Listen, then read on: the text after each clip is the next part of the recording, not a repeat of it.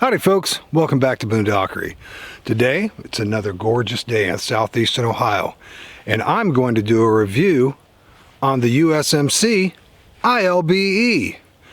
It's by far the best designed backpack that the U.S. military has ever put forth in mass quantities. And it's also one of the shortest lived backpacks in United States military history. A few years ago, a couple of my friends picked up a couple surplus backpacks. They thought they were absolutely fantastic. Called me up and said, hey, you got to get one of these. They're a super deal and they're a really well-made pack. I went ahead, took their advice, ordered one, $225, almost a complete set. I got everything I needed minus the hydration system, but I was absolutely blown away. I didn't know anything at all about the pack other than the fact it looked fantastic and it was a great price. I really lucked out. When I ordered mine and received it, it was complete minus the hydration system. It was still in the wrapper, never issued. It was an amazing deal. And I used it several times and I was just like, this has all the features that a good quality civilian pack has, but with the durability of a military pack. And I didn't really think anything of it. I just thought I lucked out. Fast forward to today, I know the whole history of the ILBE, and I'm going to share it with you today. Now, I've had a lot of experience with military packs over the years. When I was in the military, we had the Alice Pack Medium and the Alice Pack Large, and they were what they were. Not the greatest packs, but that's what we had, so that's what we used. Later on, when I got out of the Army, on the surplus market, I picked up a CFP 90, which in a lot of ways was a great improvement over the Alice system. However, it had some flaws. It wasn't very durable, it wasn't made very well. It was prone to having the yoke system break down, and without the yoke system, you don't have much of a pack. You just have a great big bag that you have to drag around. Now, several years after I had my CFP 90, I thought I hit the biggest gold mine ever. I purchased this Molly pack. It's complete, brand new, never been issued. I picked it up for $90. At the time, a pack like this was selling for like anywhere between $300 to $500 complete, and this is complete. I have the main pack, I have the sleeping bag carrier, I have the waist pack, I have the sustainment pouches, I have the radio pouch that's inside here. Everything that came with this pack originally, I got for $90. I was so excited.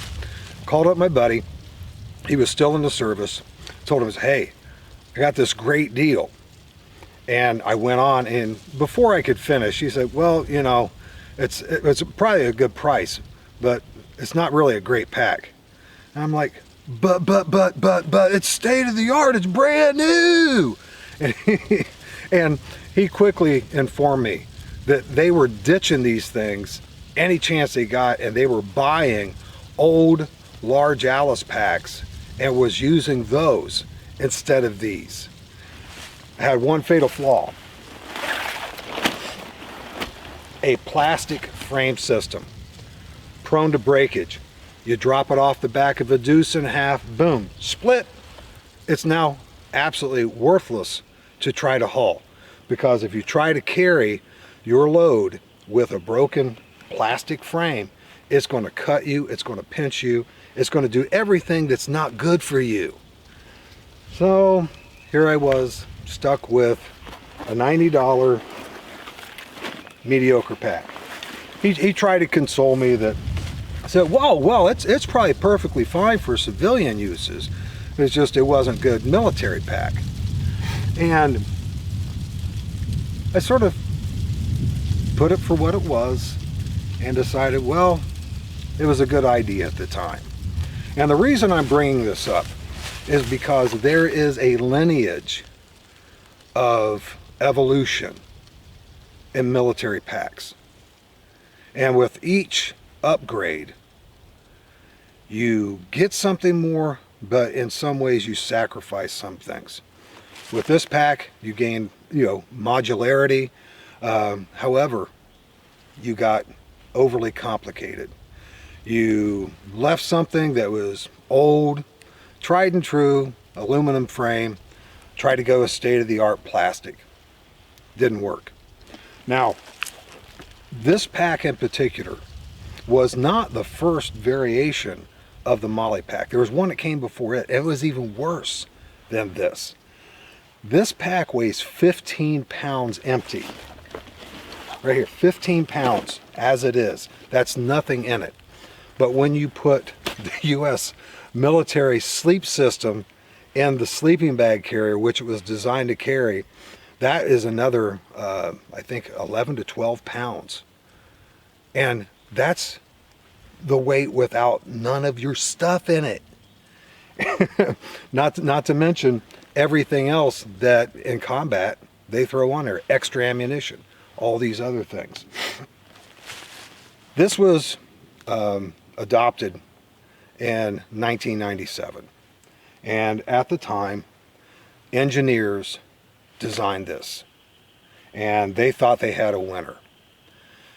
Oftentimes when you have someone designing packs that's only looking to the past of a military pack to design a future military pack, they're missing the whole picture. What it really takes is someone that really understands backpacks as a whole to be able to offer design ideas that's going to merge the historical with the modern in order to create something that's going to be perfect for the future. This one sadly didn't do that. In 2004, the United States Marine Corps adopted this wonderful pack. This is the USMC ILBE, Improved Load-Bearing Equipment. This piece of art in a military guise was designed by an absolute master in the civilian backpack market, Arc'teryx. Arc'teryx designed this particular pack, and the production, full-scale production, fell to a company by the name of Proper. Proper did a better job manufacturing these packs than it did anything else that they ever produced that I personally have used or have seen. They really upped their game on this, which stands to reason because it was a military contract for this specific pack. The United States Marine Corps was looking for a new pack that was going to be able to carry everything that the United States Marine needed for combat. It was designed to be modular, and most importantly, it was designed to be able to carry mortar rounds. I believe it's 60 millimeter and 81 millimeters on the exterior of the pack, because an infantryman doesn't only carry his own equipment, he almost always carries extra ammunition for the squad automatic weapons, crew served weapons, which includes mortar. And when you're an infantryman and you're humping the mortar tube, the base plate, and all these other things, that's the mortar team. Someone else has to carry the ammunition.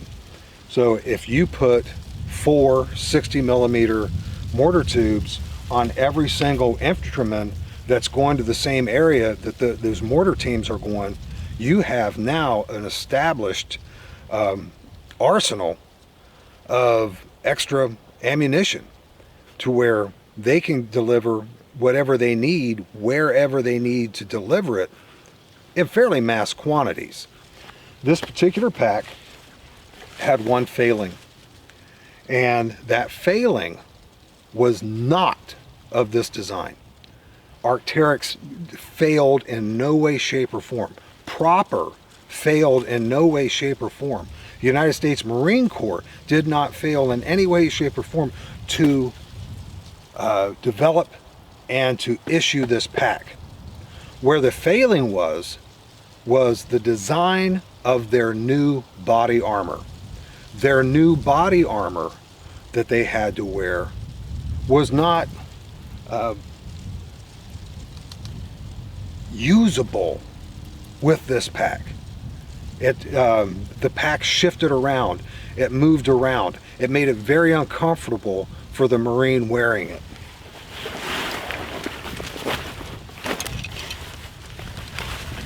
This is the back support and the yoke that would be against the back of the Marine. And where the problem was the body armor was rounded. This is flat. It slides, it shifts. So no matter how you adjust the shoulder straps, the sternum strap, the load adjustment straps, the waist belt, it would not hold it into position. So, what do? They get rid of this. They just get rid of it. And they replace it with a backpack. Let's just say it's far less of a design than this. And the saddest thing about this, the saddest thing completely about this whole story is that Mystery Ranch made small batches of different types of backpacks for different specific units in the United States military. As soon as they discovered that there was a problem with hard body armor and the comfort and fit of the packs, they immediately designed foam rubber, very dense foam rubber, I would say little wall sections that protruded from the sides of the back of the backpack. And they were different sizes depending on the size of the pack, but they were wedges, long wedges that would hold the pack in place on the body armor. And those wedge sections of dense foam were removable. If you weren't wearing the body armor and you felt that those were uncomfortable against your back, they were completely removable. You could stick them in your pack and keep them until you needed to put hard body armor on again, and you could do it. Instead of replacing this ILBE with the new FILBE, FILB, they should have went back to Arc'teryx and say, hey, you know what? You did a fantastic job for us. We really appreciate it. However, we've adopted a new body armor that's just not compatible. Is there anything you think you could do that we could add to the ILBE to make it function with our new body armor? Who'd have thunk? But no. They got rid of all of them. All of them. They all hit the surplus market. And it's a sad story for the Marines. However, for anyone that has the pleasure of being able to purchase one of these surplus packs, you've definitely got an amazing deal. Now, again, I purchased this several years ago, got a fantastic deal on it. It was brand new. I received every component that it came with. Great price. It's around $200 or so is what I paid for it. Every piece was new. The only thing I did not get with this system that normally comes with it is the hydration system.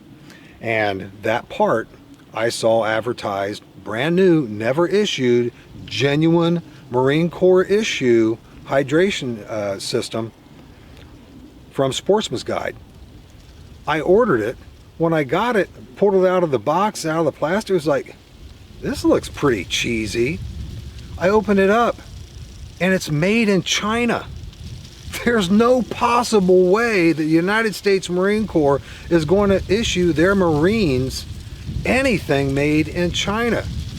As a matter of fact, that would make it non-Berry compliant. If it's not Berry compliant, you can't issue it to your troops. So I still haven't gotten one, but I got everything else.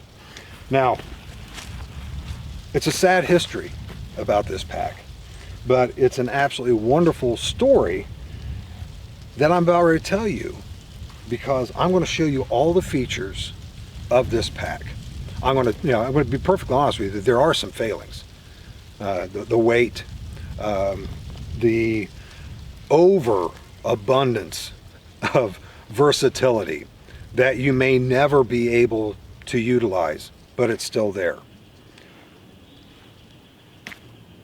I think this is a fantastic pack. Let's take a closer look.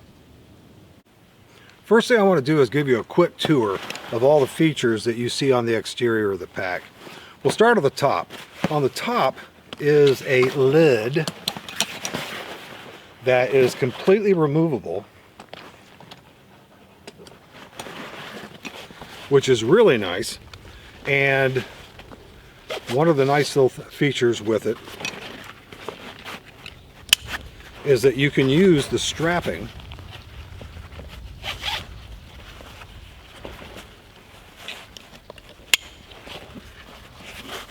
to form a very crude backpack. If you're particularly muscular, you have a wide back, this isn't going to work real well for you. But if you have somebody help you out, you could put this on your person in a pinch. Another thing you could do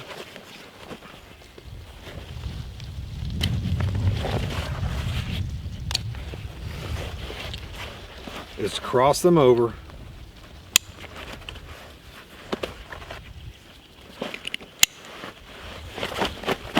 and just carry it as a handbag. It has a decent capacity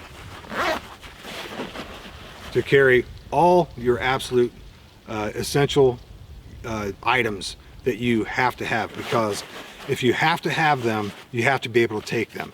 This is the smallest piece of the system that you could take with you, so you would definitely want to have your most important items in here with you. I'm going to go ahead and get a little closer so you can see some of the features of the lid. As you can see, it's festooned with molly webbing, and the molly webbing makes it available for you to put whatever type of specialty pouches that you want on this. There's so much space in the pack. The main compartment is 75 liters. I would say that this one is definitely about 10 liters, and anywhere between 7 to 10. And there's tons of room in here, so I don't really see where you would have to have something on this unless you had an IFAC or something like that you wanted to have on here, maybe an extra IFAC. That would be nice. But really, there's so much room in this thing, I can't possibly imagine how you would need to add a lot more to it, especially for the lid. The lid has these wonderful zips, as is all the zips on this system. There is a large rubberized handle over 550 cord that is attached to YKK zippers. Very good zippers. The zippers are waterproof, or I'd say water resistant, but definitely it would be very difficult for water, rain to get in here. And they have a very nice, I think it's 2000 Cadora nylon fabric that goes over the zipper to even keep out more moisture or debris or anything else. When you need to get in this, it doesn't matter if you have trigger mittens on or gloves or anything else. You grab that thing and you pull her open and it's open. And that's an absolutely fantastic feature in my humble opinion. On the back is the plastic clips that clip it to your backpack. These ones here that have the adjuster straps, these actually attach to the main compartment, the main pack, very close to the frame. These two attach to the front of the pack that you can cinch down and to keep it in place. it has a sort of a bucket style design that will drape over the main compartment and help any type of debris or moisture from getting inside the main compartment. One thing I will point out that I think is a failing as far as the design goes, and this is for the entire system. The entire system has all of this coyote brown webbing on a Marpat backpack. Why bother making the backpack camouflage if you're going to completely destroy the effects of camouflage by putting parallel lines of a solid color? That makes no sense to me whatsoever. It's just a personal pet peeve of mine. If something's going to be camouflage it. Don't do this. This completely destroys any of the potential of this being camouflage. There's my 2 cents on that. Let's take a look at the main compartment. The main compartment has a very heavy-duty Ghidorah nylon cinch cover for the top. I'll bring you in closer to see this in just a minute when we start looking at the inside of the main compartment. But this actually bellows up and covers everything up very nicely.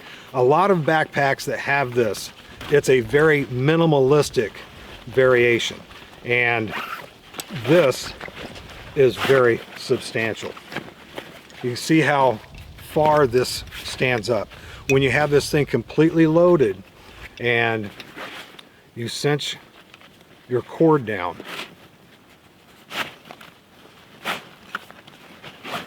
you completely cover the contents and it wraps around it. You don't find that on a lot of packs that have this feature. It's inadequate. It's just maybe about 2 inches. This is easily 4 to 5 inches all the way around, and there's a nice cinch system. Again, I'll show you a closer picture of this in a few, to where you can tighten it down even further. On the front, you have more molly webbing, and my straps, I have little strap keepers that I can put on this, and I chose not to put it on for the video because it wasn't part of the system. On the front here, in its stowed mode, is a very nice little feature that you can put items that you may need to get to quickly, like a wet weather top. Maybe you want to put your helmet in here, but this puts the top up here. All of these have buckles that they can attach to, and you can put whatever you want inside this.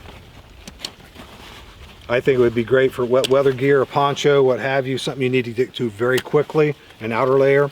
And there is a pocket inside that for you to put other items that when it's in an upright position, you can get to fairly quickly. It does not have any type of a closure to it, which could be problematic in some regard. And then if you do not need this, instead of having it in place to where it could gather debris, snag on things and the like, you simply put these items back inside the little pouch,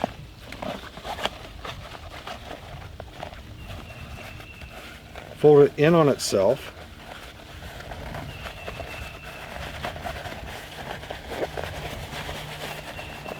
and a snap closure on a piece of webbing holds that in place. Again, more webbing down here. Let's take a look at the sides. The sides are, again, tons of webbing, tons of cinch straps.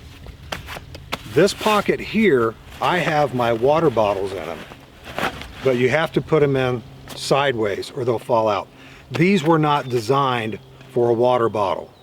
They were designed to put mortar rounds in, and these compression straps here would open up and wrap around the mortar shells, but we can use them to hold whatever type of gear we want in there. I'm going to go ahead, take a quick break, set something up on this side for you to be able to see it, to see another feature of the side areas on the main compartment. One of the items I really like about this pack is that there are slide-throughs on the sides, and there's multiple. They go down through, and it makes it really nice to be able to put larger, longer objects, maybe a specialized tool or device or something like this, ski poles, trekking poles, fishing poles, maypoles, things like that. You can slide on down through there, and it holds it in place, and it sort of rests right down here in the same compartment that's usually used to help hold in the mortar round casings. One nice thing that you can also do with these is this. You can use this to slide in a long arm. Now, it's limited because there's a limited amount of space that you can get inside this little area, and so you can't put a long arm in here that's got a lot of bells and whistles on it, lights, optics, things like that. But if you have an iron sight standard rifle, it's no problem. I had to take the magazine out of my SOCOM, no problem whatsoever, because it would be a little bit of a chore where you have to take the pack off, slide the rifle out to be able to deploy it anyway. So, you know, the idea that, you know, the 20 round magazine is not in there is not a big deal. However, if you really, I mean, you were a stickler, you want to be ready to go like that, that's fine. You can at least put a 10 round magazine in there, or even a 5 round magazine. So that would give some ammunition inside the rifle at any given time. But this is protects the action, keeps dust and everything out of it, and only a small portion of the rifle is even visible. But this is an excellent, maybe not originally intended for the purpose, but it's an excellent feature for this particular pack. The last thing I want to show you about the exterior of the pack is the bottom. The bottom is double thickness. This is very robust. You can throw this down and it's going to wear very, very well. There are no webbing for MOLLE down here whatsoever. None. Don't know why. A lot of packs have that. They chose not to put it on there. And really, with the amount of room you have in this pack, if you have to strap something to the bottom of it, you're carrying too much stuff, trooper. That is the exterior of the pack. Let's look at some of the other features. On the interior of the pack is a removable radio pouch.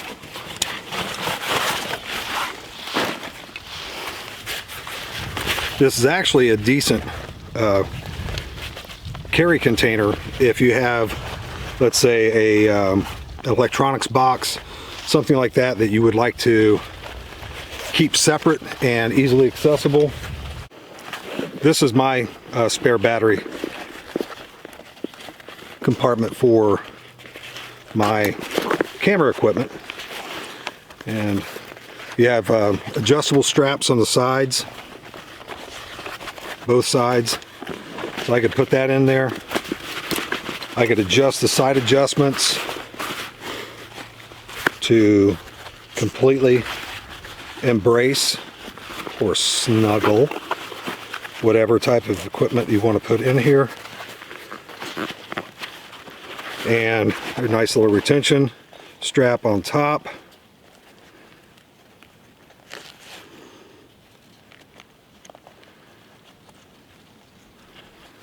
You can cinch that down, clip it in position, and you have ready, accessible storage for whatever you need it for. Again,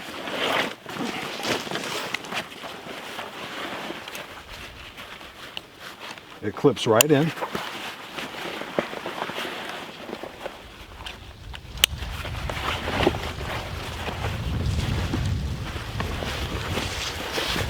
and hangs just inside the opening of the pack. I personally have never used this. I feel that it's cumbersome, it gets in the way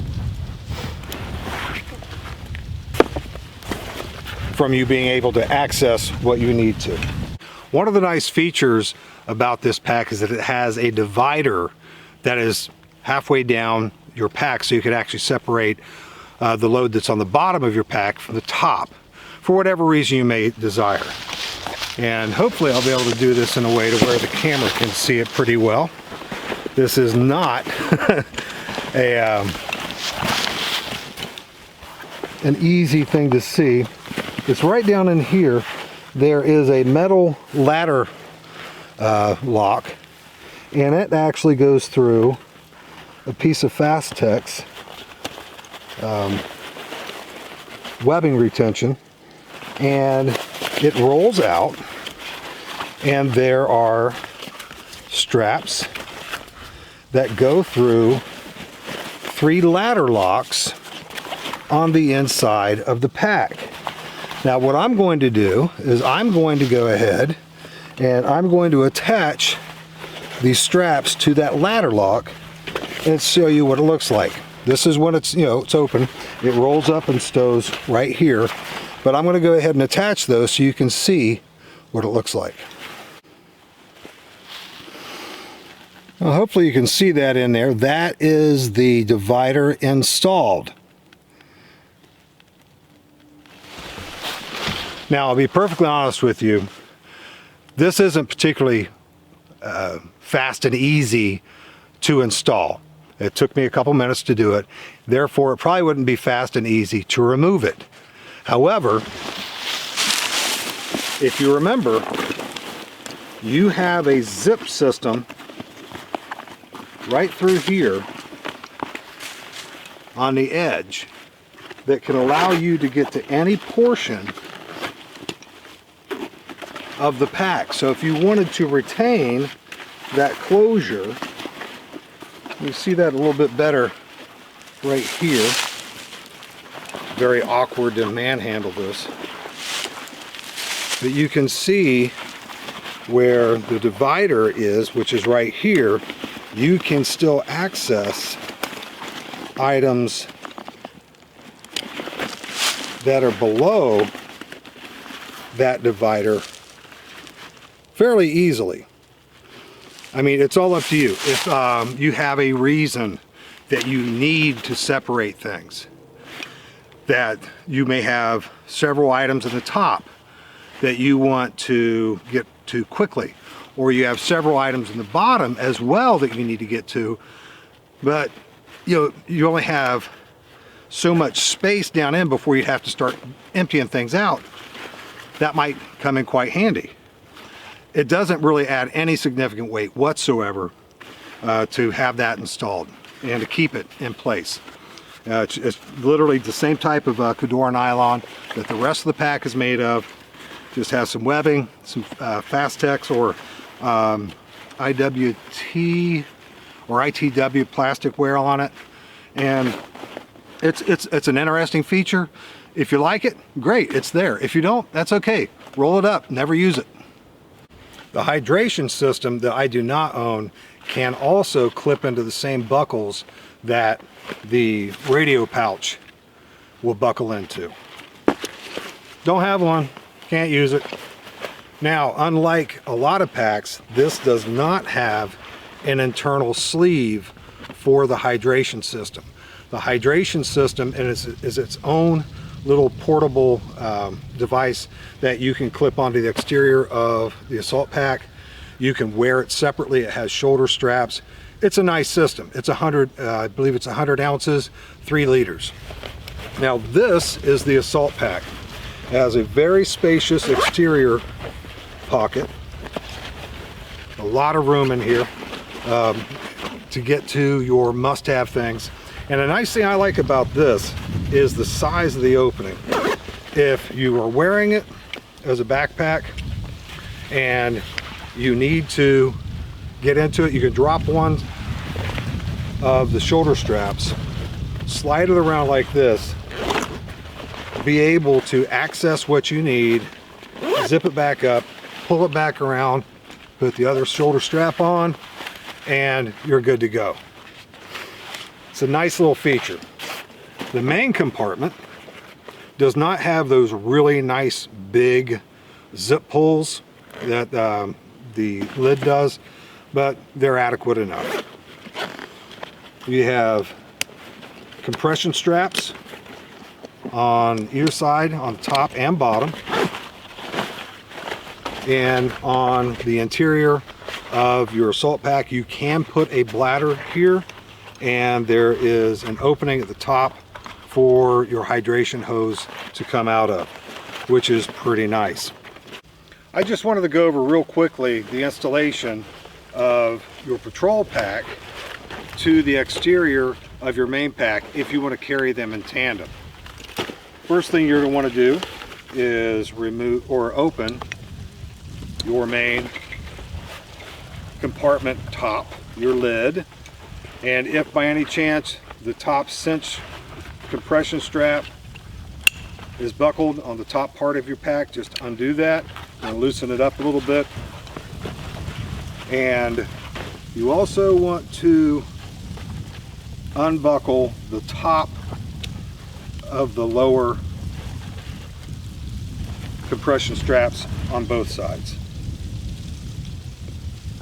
Once you have all that done, you're going to be utilizing the compression top strap, the vacant buckles that are seemingly up here by themselves doing nothing, and the top compression straps I told you to just undo. Then what you're going to do is you're going to unbuckle all four of the patrol pack buckles. You're going to run the top compression strap through the top, cinch it down when you have the full load in, put it over on its back. These little buckles that were seemingly doing nothing, you are going to put the male portion of the compression strap buckle that's on your patrol pack in there, and on the other side you're going to take the buckle I just told you to, the top of the two lower compression straps, the male end, put it in the female end, and you'll do that to both sides.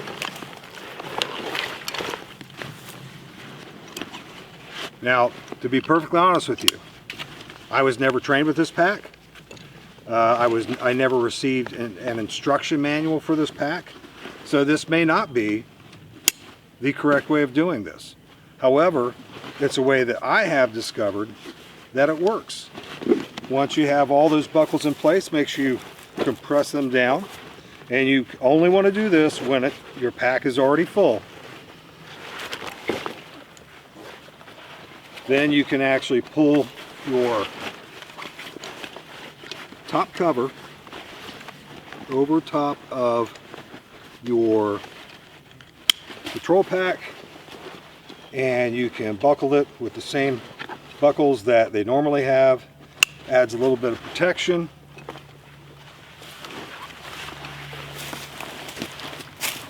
And you are ready to cruise.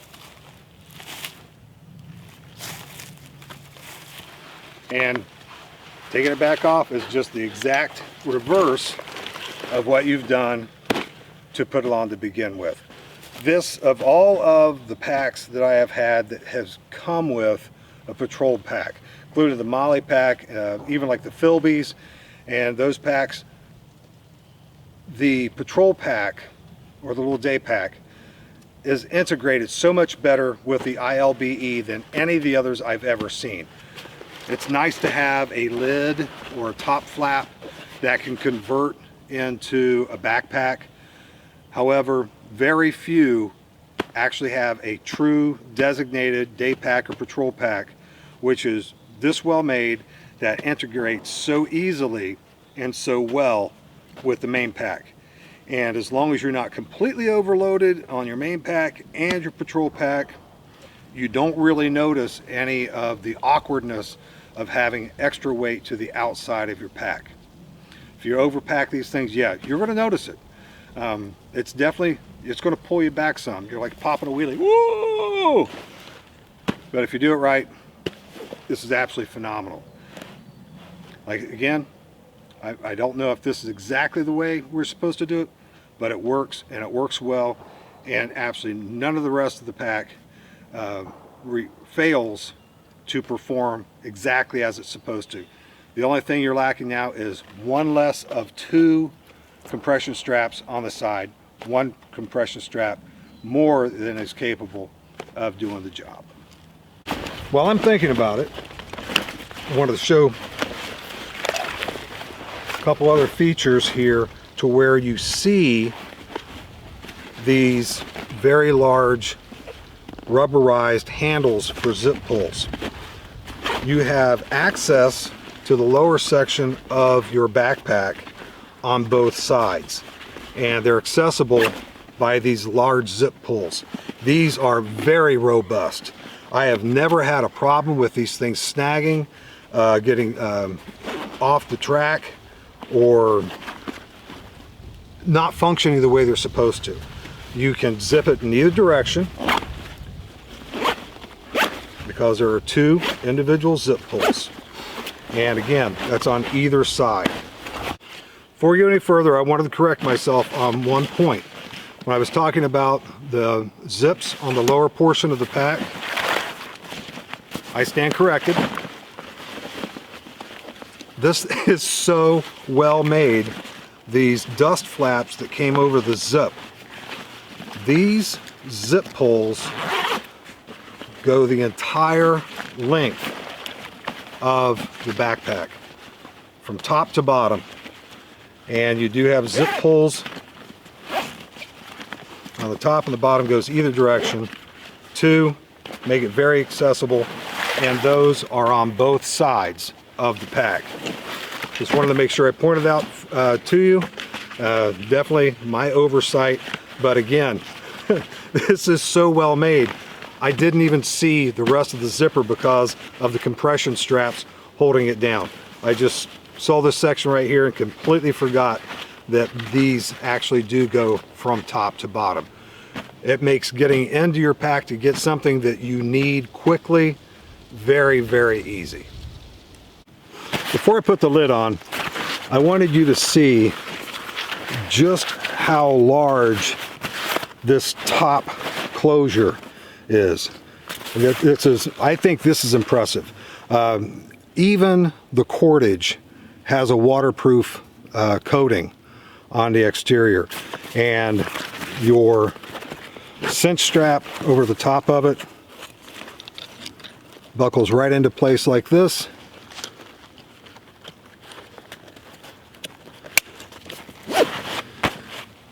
Keeps everything nice and secure. Now, you've heard me complain about the non-camouflage effects of a solid color webbing on a camouflage backpack. It's very obvious here. This is not as bad as some of the other packs I've seen, but still, it does take away from the camouflage effect. I have a cure for that. Multi-cam pack covers for the assault pack and the main pack. I gotta have my multicam. I'm gonna load this back up, and I'm gonna show you some of the features that make this such a wonderful pack to put on. Unlike so many other packs where it's, you know, if it's really overburdened with weight. This was, I think, designed to take up to 75 pounds, which I'm certain Marines carried a lot more than that in these. But whatever amount of weight you have on here, depending on your physical fitness, you can hurt yourself putting a backpack on. You can pull a muscle if you're not, you know, in great fitness. Now, before I do the demo on putting this on, I want to point out the features that make it possible. There are handles on either side of the pack, and what you do to put this on, you grab both handles on the insides of the straps, and then you lift it either around your body or over the top, And as you do so, the shoulder straps fall perfectly into position. And the straps are designed so they're at the center of the point of weight. This is, if you have it fully loaded, this right here would be the center of the weight. So you're picking it up in a location that is not going to have greater weight on one side or the other of the handles, either the top or the bottom. Fantastic. I'm going to go ahead and demo it. To some people this may seem like a no-brainer, but I have a lot of packs. None of them have this feature. This has helped me out quite a bit, especially in the past few years since I'm getting older. My physical fitness isn't nearly what it used to be. This really helps a lot. I'm going to turn it upside down, and I'm going to do the over the head route. Open up the straps, and I'm grabbing both of the handles, and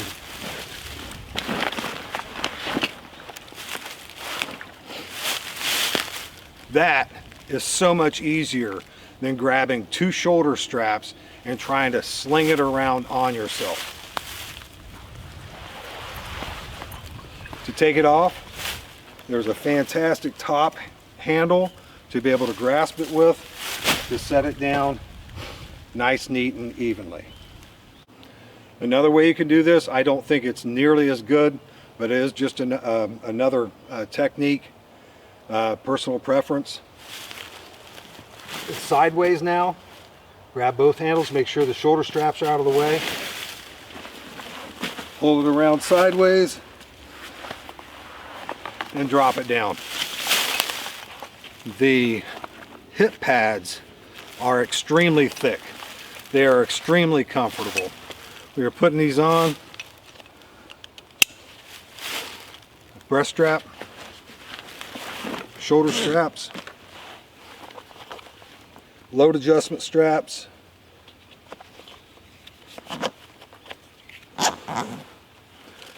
it feels like it lifts 20 pounds off your shoulders when you have it fully loaded. And then finally, your waist belt.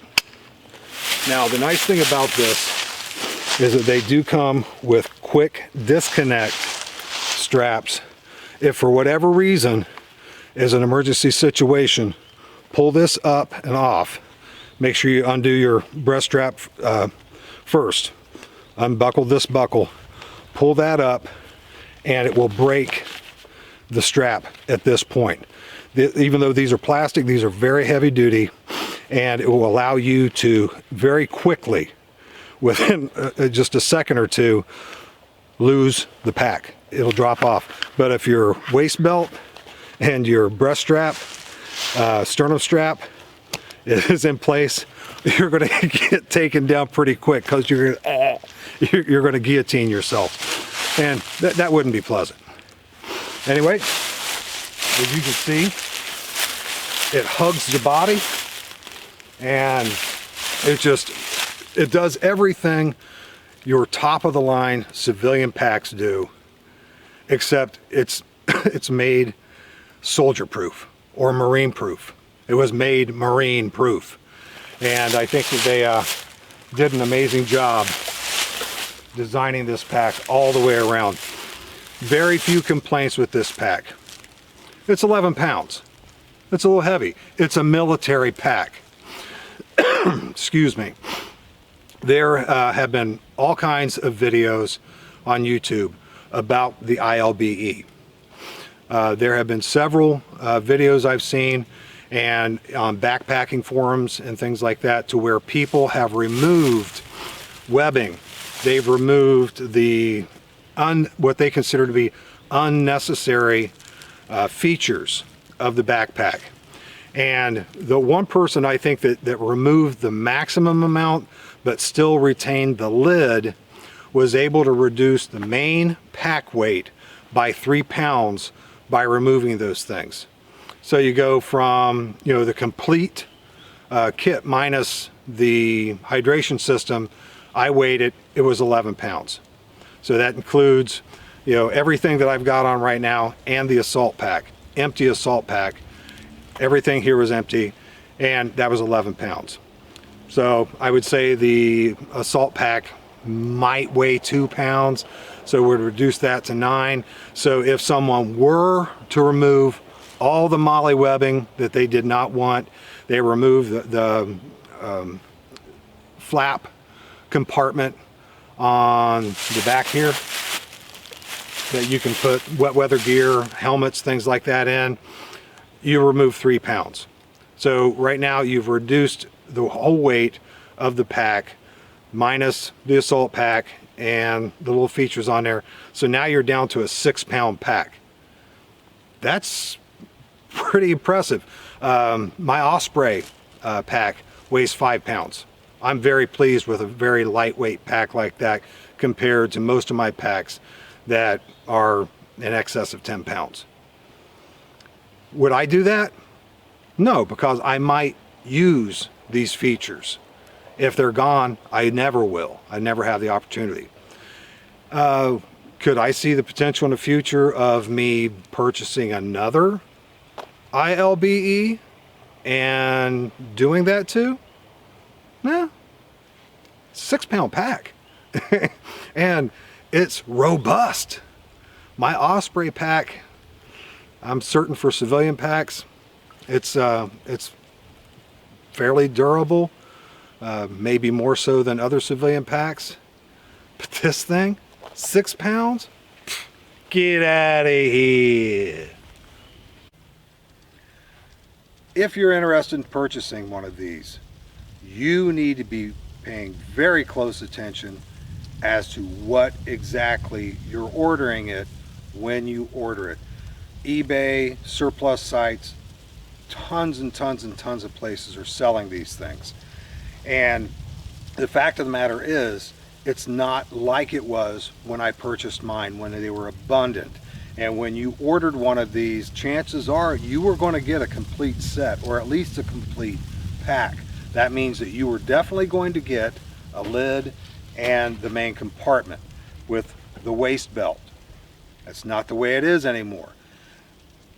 I've seen a lot of different, as far as condition goes, packs offered. I've seen a lot of brand new main packs that did not have the waist belt, did not have the top cover.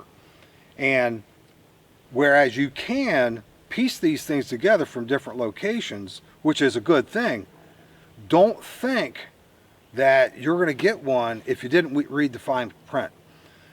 This is a particularly precarious situation, as I recently discovered when I purchased a pack from a very well-known, very big merchant retailer, online retailer, and in the description it told me I was getting everything that I currently own.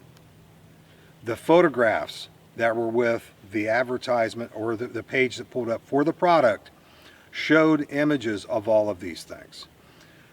When the pack was delivered, it was the main pack with the waist belt, shoulder straps, nothing else. Contacting the retailer, they said send it back and we'll give you a complete refund. And I was a little bit rude about it because it was delivered to the recipient as a gift.